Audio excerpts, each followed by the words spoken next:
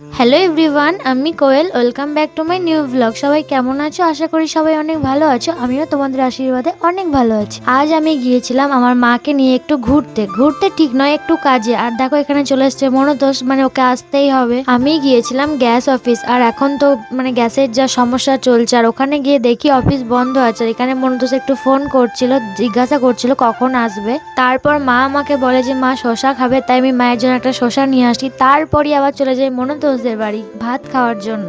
আসলে অফিসের স্যাররা বলেছিল যে 3:30টার সময় আসবে, তখন আমাকে মনোতোষ বলে চল আমাদের বাড়িতে গিয়ে ভাত খেয়ে আসবি। আর আমি আর মা মনোতোষের সাথে চলে আসি মনোতোষদের বাড়ি ভাত খেতে।